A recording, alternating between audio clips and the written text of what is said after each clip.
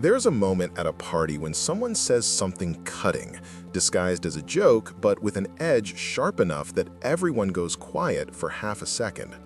The Scorpio in the group laughs it off, but inside, a door slams shut. Hours later, alone in the car, the hurt resurfaces, and with it, a cold plan for payback. Nothing big, nothing obvious, just a small, perfectly timed comment next week that will land exactly where it needs to. The Libra who witnessed it feels uneasy all night, replaying the moment, wishing she'd said something to smooth it over, but also secretly relieved someone finally told that person off. The Aries who made the joke has already forgotten it happened. Meanwhile, the Cancer at the edge of the room is texting a friend about how toxic everyone is, quietly deciding never to open up to this group again. Same moment, 4 completely different reactions, and buried in each response is a shadow, the part of the personality that doesn't fit the story each person tells about who they are. Everyone knows their zodiac sign's strengths. Leos are confident, Virgos are organized, Sagittarians are adventurous. What gets talked about less, what people don't post in their Instagram bios, is the shadow side. The anger that hides under all that Libra diplomacy. The control issues beneath Virgo's helpfulness. The recklessness that Capricorn works so hard to suppress. These aren't flaws to be ashamed of or traits to eliminate. They're the unlived parts, the reactions that feel dangerous or unacceptable, the feelings that got pushed underground because they didn't match the version of yourself you needed to become.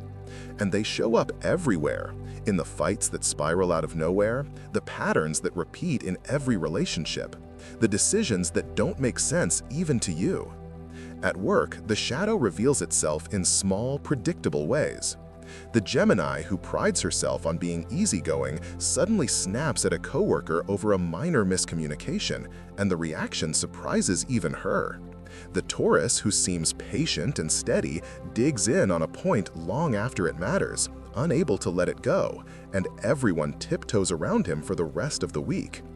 The Aquarius, who talks about open-mindedness and progress, shuts down when someone critiques her idea, going cold and distant in a way that feels personal. At home, the shadow works differently.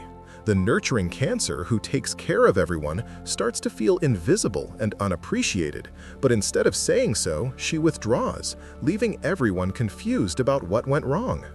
The Sagittarius, who needs freedom, suddenly feels trapped by a partner's reasonable request for more time together, and instead of negotiating, he picks a fight about something unrelated. The Pisces, who avoids conflict, ends up lying.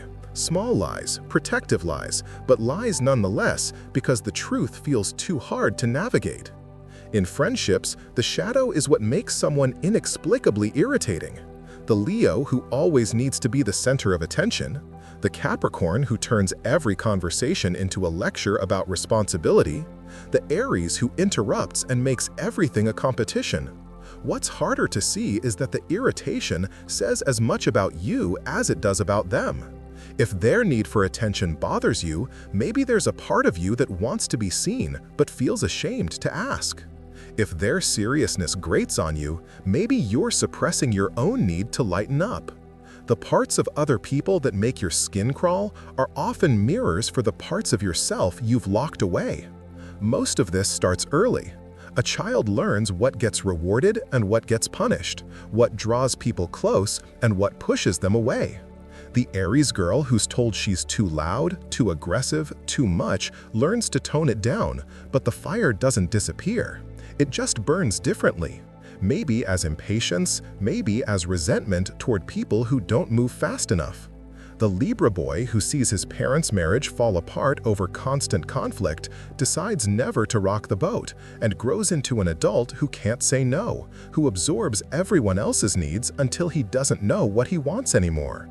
The Scorpio kid who's punished for asking too many questions, for being intense, learns to hide her curiosity and her emotions, becoming someone who feels everything deeply but shows almost nothing, and then wonders why she feels so alone. Psychologists like Carl Jung called this the shadow, the parts of the self that don't fit the persona, the mask we wear to be accepted. For Jung, the shadow isn't evil. It's just unconscious. It contains everything we've rejected about ourselves because it seemed incompatible with the identity we needed to build. And every zodiac sign has one. The shadow isn't the bad version of the sign. It's the unlived version, the parts that got exiled to keep the peace or maintain an image. Aries wants to be brave, so it suppresses fear.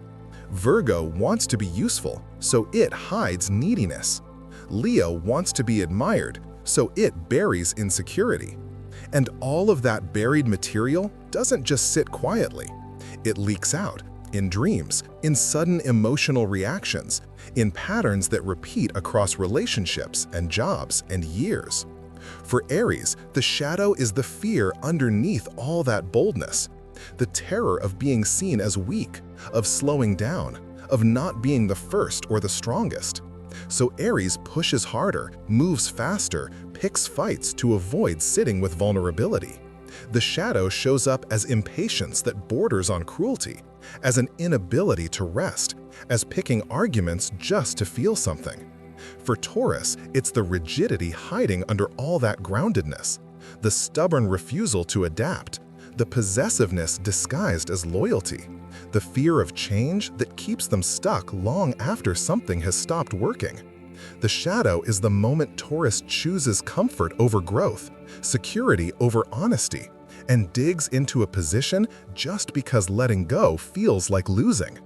Gemini's shadow is the avoidance beneath the curiosity, the inability to commit, to go deep, to stay when things get uncomfortable.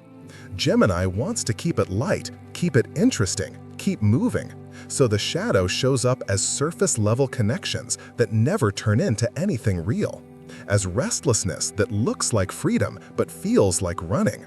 For Cancer, it's the manipulation that hides under the caretaking, the guilt trips, the martyr complex, the way hurt feelings become emotional hostages.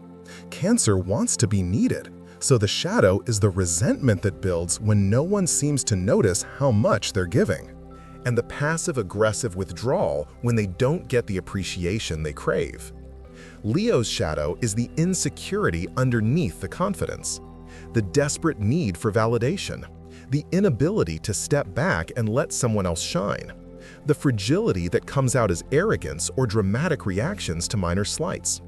Leo wants to be special, so the shadow is the fear of being ordinary, of being ignored, of not mattering.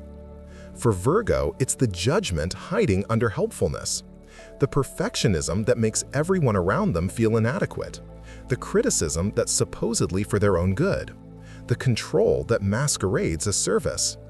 Virgo wants to be useful, so the shadow is the anxiety that nothing and no one will ever be good enough, including themselves. Libra's shadow is the dishonesty beneath the charm, the people-pleasing that turns into resentment, the inability to take a stand, the way they'll say whatever keeps the peace, even if it means betraying their own needs. Libra wants harmony, so the shadow is the suppressed anger, the passive aggression, the quiet contempt for people they can't bring themselves to confront. For Scorpio, it's the vengefulness under the intensity, the need to control, the inability to forgive, the way they'll hold on to hurt and wait for the perfect moment to make someone pay. Scorpio wants depth and loyalty, so the shadow is the paranoia, the jealousy, the inability to trust that anyone will stay without being held there. Sagittarius's shadow is the irresponsibility hiding under the freedom-seeking, the inability to commit, the way they'll ghost when things get heavy, the carelessness with other people's feelings because it's not that deep. Sagittarius wants adventure, so the shadow is the refusal to grow up, to be accountable, to stick around when the fun part is over. For Capricorn, it's the coldness beneath the discipline, the way they'll sacrifice connection for achievement, dismiss emotions as weakness, and judge anyone who doesn't have their life together. Capricorn wants respect, so the shadow is the fear of vulnerability, the inability to rest, the loneliness that comes from always being the strong one. Aquarius's shadow, the detachment hiding under the idealism, The emotional unavailability, the way they'll intellectualize feelings until there's nothing left to feel. The superiority complex that comes from thinking they're above the mess of human drama. Aquarius wants to be different, so the shadow is the isolation, the inability to connect deeply, the coldness that makes people feel like they're interacting with a concept instead of a person. For Pisces, it's the escapism beneath the empathy. The lying, the avoidance, the way they'll disappear into fantasy, substances, or victimhood rather than face reality. Pisces wants to merge and dissolve boundaries, so the shadow is the inability to hold their own shape, to say no, to exist as a separate person with needs and limits. These shadows aren't problems to solve, they're parts to integrate. Because the anger that Libra suppresses could become the courage to set boundaries. The need for control that Scorpio hides could become the strength to protect what matters. The restlessness that Sagittarius runs on could become the curiosity that leads somewhere meaningful. The coldness that Capricorn wears like armor could soften into the wisdom that knows when to let go. Every shadow contains an unlived strength, a rejected gift, something that was pushed away because it didn't fit, but that still has value. The first step is noticing when the shadow shows up. It's the disproportionate reaction. When someone's comment bothers you for days, when you can't let go of a small slight, when you overreact to something that wouldn't normally matter. It's the pattern. When every relationship ends the same way, when you keep getting the same feedback at work, when you find yourself in the same fight with different people. It's the projection, when someone else's trait bothers you intensely, and if you're honest, it's something you don't let yourself do. Write it down, not to judge it, but to see it. I felt furious when she interrupted me. Why did that hit so hard? What does that remind me of? The second step is talking to the shadow. This sounds strange, but it works. Sit quietly, close your eyes, and imagine the part of you that you reject. Sitting across from you. If you're a Libra who's terrified of conflict, picture your anger as a person. What does it want to say? What has it been trying to protect you from? If you're a Capricorn who can't rest, imagine your exhaustion. What does it need? Often, the shadow just wants to be heard. It's not trying to ruin your life. It's trying to keep you safe in the only way it knows how. After the conversation, do something small to honor it. If it's anger, maybe you set one boundary. If it's rest, maybe you take an hour off without guilt. The third step is boundaries without apology. Pick something small, a request at work, a favor for a friend, a family obligation. Say no. Not with a long explanation, not with an apology tour. Just, I can't do that, or that doesn't work for me. Notice what happens inside. The guilt, the fear that they'll be mad, the urge to take it back. And notice what happens outside. Usually, nothing catastrophic. People adjust, and you learn that disappointing someone doesn't mean the relationship ends. For people who've spent their lives avoiding conflict or overextending, this is revolutionary. The fourth step is solitude without distraction. Schedule it, 20 minutes, an hour, whatever you can manage. No phone, no TV, no podcast, no task. Just you and whatever comes up. For some people, it's boredom. For others, it's old sadness, anger, or fear. Don't try to fix it. Just notice it. Let it be there. This is where the shadow speaks most clearly, because there's no one to perform for. The thoughts and feelings that show up in solitude are often the ones you've been running from. The fifth step is one honest moment with another person. Not a confession, not a therapy session. Just a small, real thing. I've been stressed and I don't know why. I felt hurt when that happened. I'm struggling with this. Choose someone safe and say something true without softening it, without making it easier for them to hear. This is practice for existing as yourself, not as the version of yourself that keeps everyone comfortable. Some people will meet you there, some won't. That's information. Over time, these small actions shift something. The masks don't disappear, but they get lighter. You start to notice when you're performing and when you're not. Relationships change. Some get deeper, some fade away. New ones form based on who you actually are instead of who you thought you needed to be. The things that used to trigger you start to feel less personal. You can see your part in conflicts without drowning in shame. Mistakes become information instead of proof that something's wrong with you. The internal critic gets quieter, or at least easier to recognize as just one voice among many. Life doesn't stop challenging you. New situations will still pull the shadow forward. New jobs, new relationships, loss, change. But the reactions start to feel less automatic. You might feel angry and recognize it as old fear. You might feel jealous and ask what it's pointing you toward. You might catch yourself withdrawing and choose to stay instead. Slowly, the range of what you can feel and express expands. You're less afraid of your own emotions because you've sat with them and survived. You're less afraid of other people's emotions because you're not responsible for managing them. The exhausting work of being perfect or being liked or being anything other than yourself starts to ease. The person at the party who made the cutting joke, the one who absorbed the hurt, the one who planned revenge, the one who decided everyone was toxic, they're all doing the same thing in different ways. They're protecting the image, avoiding the feeling, controlling the outcome. The shadow is what each of them doesn't want to admit, that they're angry, that they're hurt, that they need something they're not getting. And until they can admit it, quietly, to themselves, in the car on the way home, or in a journal no one will ever see, the pattern continues.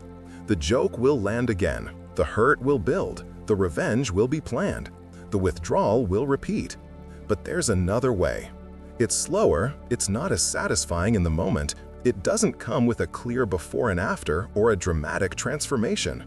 It's just the small, uncomfortable practice of turning toward what you've been turning away from, of letting the shadow sit at the table, of admitting you're more than the story you've been telling about yourself, that you're not just brave, you're also scared, not just kind, you're also angry, not just independent, you're also lonely, not just strong, you're also tired.